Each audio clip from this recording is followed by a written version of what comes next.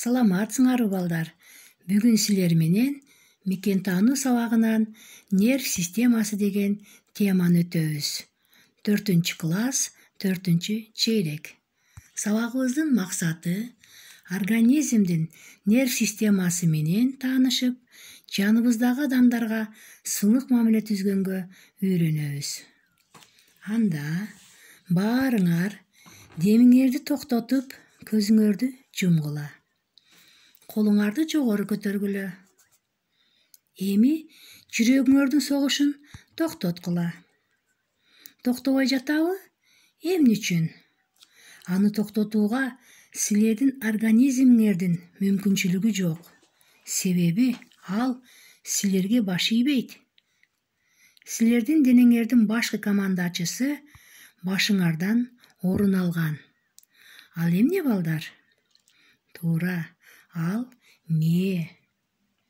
Мээ организмди кантип башкарат? Эмне жардам берет? Анда көңүл бурабыз. Бардык кыймылдарыбыз, аракетибиз, ойлорубуз, сезимдерибиз, ички органдардын иштеши жана бүтүндөй организмдеги өзгөрүүлөр нерв системасына байланыштуу. Адамдарда борбордук жана периферийлик нерв системасы болуп бөлүнөт. Борбордук нерв системасын баш мээси жана жүлүн түзөт. Жүлүн омурткалардын ичинен орун алган. Ал ички органдардын иштешине жөнгө салат. Мээ баш сөөгү менен жабылып турат. Ал бардык организмдерге көзөмөл жүргүзөт. Периферий нерв системасы мээ менен жүлүндөн сырткары жайгашкан. Ал борбордук нерв системасын тулку бойдун органдары менен байланыштырган нервтен турат. Нервтер бүткүл организмди орогон ичке жип сыяктуу нерселерден түзүлгөн. Бизди курчап турган дүйнөдөгү бардык маалыматтар, көргөндөрүбүз, уккандарыбыз, сезгендерибиз нервтер аркылуу электр сигналдарын айланып мээге берилет. Нерв клеткаларынын көптөгөн бутактары өз ара биригип турат. Алар сигналдарды тез өткөрүүчү тармакты түзөт. Мээ дайым иштеп турат. Ал токтобойт. Мээ биздин денебиздеги булчуңдарга жана органдарга секундасына миллиарддаган сигналдарды берет. Адам катуу чарчаганда башы ооруп, аппетити бузулуп, уйкусу качат. Ачуулуу боло баштайт. Ошондуктан ар ким мээсин сактоо зарыл. Көп түрдүү иштерден мээ чарчабайт. Мээни чыңдаса болот. Ал үчүн ага татаал иштерди тапшыруу керек. Мисал үчүн, кошуп, көбөйтүп, ушундай тапшырмаларды аткарабыз жана шахмат менен шашки ойносоңор болот. Мындай көнүгүүлөрдөн акылыңарга акыл кошулат. Адам жаңы кызыктуу нерселерди билип, интеллектуалдуу оюндарды ойногондо да мээге көнүгүүлөр жасалат. Демек, мектепте окуу абдан пайдалуу. Анткени силер зээндүү болуп, көп нерселерди үйрөнөсүңөр. Нерв системасы маал менен эс алууга да муктаж.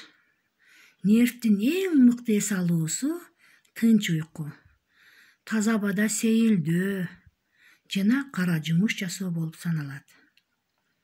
Оройлук нерв системасына тескери таасирин тийгизет. Катаал мамиле жасап, ата-энеңердин мээримге толгон дилин оорутпагыла. Дайыма алардын айтканын жасагыла. Бири-бириңерге сый мамиле жасап, ар бириңердин ден соолугуңарга көз салгыла. Мына балдар, бүгүн силер менен нерв системасы боюнча түшүнүк алдык. Анда буларды эстеп калгыла. мээ, жүлүн жана нервтер организмдин нерв системасын түзөт. Төмөнкү тапшырманы аткарып көрөлүчү балдар. Сүйлөмдү улайсыңар. Анда мен бир сүйлөмдү айтам, силер ага керектүү сөздү кошуп улайсыңар. Биринчи, организмдин башкы башкаруучусу эмне болуп эсептелет? Бул жерде варианттары бар балдар. А. Жүрөк, Б. Мээ, В. Ашказан. Ойлондуңарбы?